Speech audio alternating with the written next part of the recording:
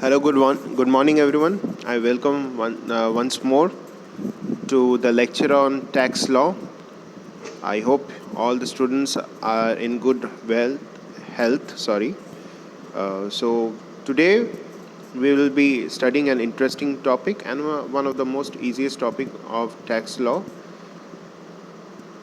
That is the difference between direct and indirect tax. So I hope most of you has some idea regarding the difference between the direct and the indirect tax. How does it work? So we'll study briefly about the difference between direct and indirect tax. We'll study what are the different types of direct and indirect tax, their advantages and disadvantages, which is more better and how. So I hope you will enjoy this lecture. So let's start. So we'll start with an introduction. We know that tax is a mandatory fee imposed upon the individuals or corporation by the central and the state government to help build the economy of a country by meeting various public expenses. Taxes are broadly divided into two categories. That is, we all know the direct and the indirect tax. So we have the most broad division of taxes, that is the direct and the indirect tax.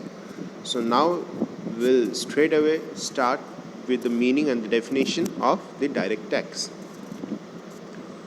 So what is direct tax? It is a tax levied directly on a taxpayer who pays it to the government and cannot pass it to someone else. So generally a direct tax is a type of tax where the taxpayer has to pay the tax directly to the government, and the burden of the tax cannot be shifted to someone else. It means that other person cannot pay tax on behalf of you. If you have income, if you have certain income and its tax is generated upon it, then you have to pay the tax and nobody else can pay that tax. So now, what are the direct taxes imposed in India? We'll briefly go and look to the different types of direct taxes that is being incorporated and which is imposed by the central government. Number one, we have the income tax. We all know what is income tax. It is imposed on an individual who falls under the different tax brackets based on their earning or revenue, and they have to file an income tax return every year, after which they will either need to pay the tax or eligible for tax refund. So income tax is basically a tax generated on how much you make your income, and after that you have to file a tax revenue, which is also known as the ITR filing, and that is to be paid, or if you have any refund, you will get that refund by filing that ITR. Next, we have the estate tax, also known as the inheritance tax. It is raised on an estate or total value of a money and a property that an individual has left behind after their death. So after the death, if any individual has left some property or any liquid asset, and if it is inherited by someone else, so he have to pay the tax upon that income. Next, we have wealth tax. Wealth tax is imposed on value of the property that the person possesses. However, both estate and wealth tax are now abolished. So now we know we only have the income tax. Estate tax and wealth tax are both abolished by the government now. Next, we move to the advantages of direct taxes. Direct taxes do have certain advantage for the country, social and economic growth. To name a few, number one, it curbs inflation. So the government often increases the tax rate when there is a mandatory inflation, which in turn reduces the demand for goods and services, and as a result of descending demand, the inflation is bound to condense. Next, we have social and economic balance. Based on every individual earnings and overall economic situation, the government has well-defined tax slabs and exemptions in place so that the income inequalities can be balanced out. So these are the advantages. Next, I hope you understood it. So first it was to curb inflation, and next it is for social and economic balance. This is the reason why direct tax is good or it is advantageous. Next, we have the common disadvantages of direct tax. Direct tax come with a handful of disadvantages, but the very time procedure of filing tax return is a taxing task itself. So, next we come to the indirect tax. It is a tax levied by the government on goods and services and not on the income, profit, or revenue of an individual, and it can be shifted from one taxpayer to another. Earlier, an indirect tax meant paying more than the actual price of good, product, bought, or service acquired, and there was a myriad of indirect tax imposed on taxpayer. So let's discuss a few indirect taxes that were earlier imposed in India. Number one, we have the custom duty. It is an import duty levied on the goods coming from outside the country, ultimately paid for by consumers and retailers in India. Next, we have central excise duty.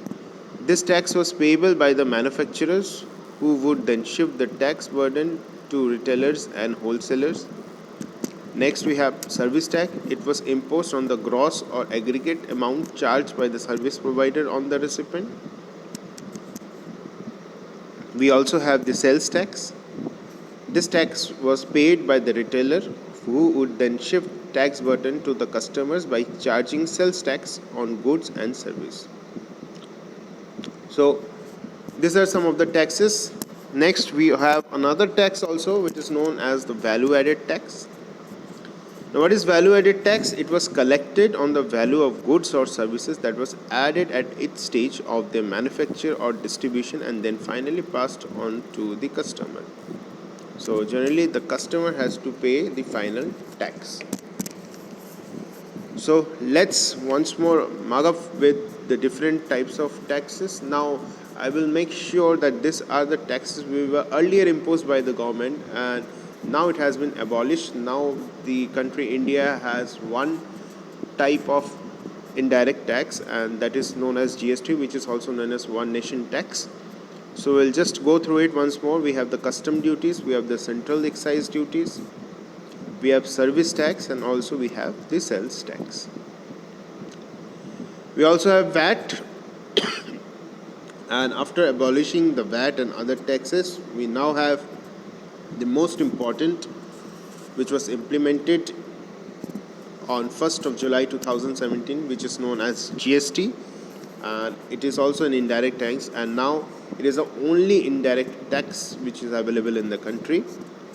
So with the implementation of GST, we have already witnessed a number of positive changes in the fiscal domain of India.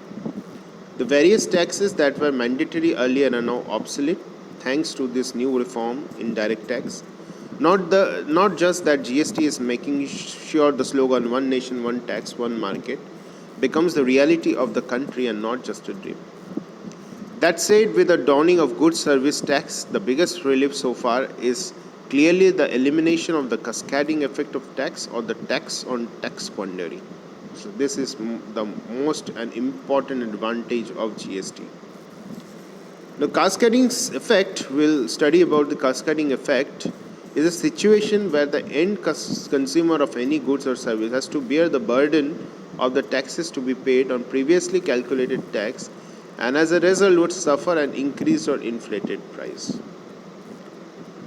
Now under the GST regime, however, the customer is exempted from the tax they would otherwise pay as a result of cascading effect. So previously what it would have happened, that a good had passed through different level of stages and after passing through different stages a certain amount of tax was added to the good. So therefore the final price of the goods was very high and all the taxes were to be paid by the consumer itself. But nowadays it has abolished all the cascading effect. Now we have a single tax on the single value of the good. So this proved to be a boon for the consumers. So that's all. I hope you like it. So in conclusion, is nothing much to say. On a larger perspective, we can agree that both direct and indirect taxes are important for the betterment of our economy. So both are as important as the others.